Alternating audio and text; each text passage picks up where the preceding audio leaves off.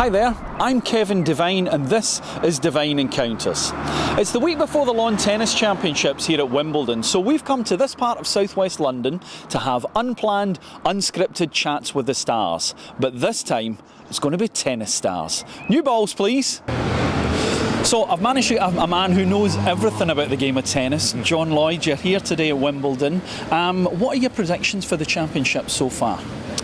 Oh boy, well, I think the women's is, you can almost put a pin in the draw. It's so open. I mean, I'm really curious to see how the Williams sisters do this week. I think that's the big sort of question that we don't know. If they come back the way they can, then they're going to be in the mix, but it's been an awfully long time for them to be out. But there's such great champions that if they have a good tournament here at Eastbourne, then at Eastbourne this week, then they could be a threat. Other than that, it's wide open in the women. So I mean, I think probably Sharapova is probably the favourite other than those two. But you know, after watching her at the French, where her serve was all over the place, that's by no means a sure thing. So I think the women's is very tough to predict. The men's, I mean, it's going to come down to 4 players basically when it's all said and done, and tough to separate them at the moment. I mean, they've both got all different things going for them right now.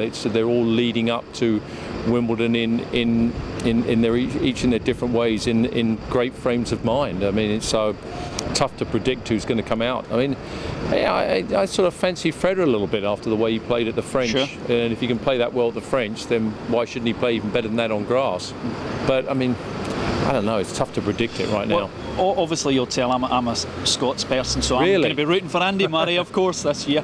Can I just take you back to your playing time? Because obviously we've caught you here in Wimbledon Village today. Right. You know so much about the tournament. What was it like when you were walking in, and how was your mentality? What did you do to psych yourself up for playing?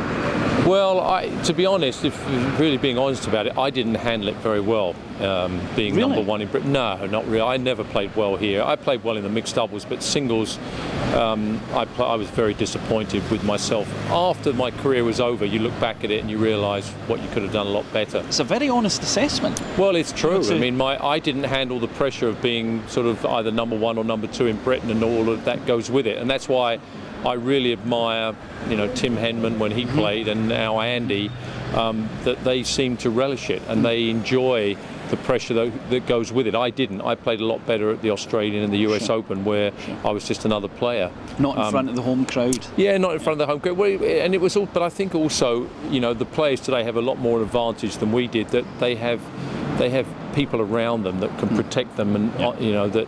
I mean, this is going to sound really strange, and I'm not making excuses because it is what it is. But I mean, just silly things like tickets for friends and relatives. Now you've got agents and managers, whatever, doing all that for you.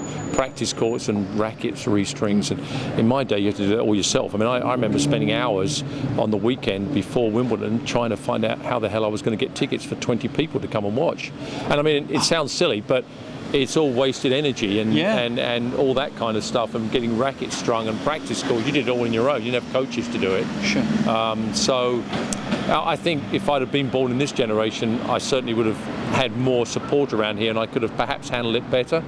But still, I didn't handle it well, and so I have a lot of admiration for Murray and Henman, who are handling it in Murray's case so well.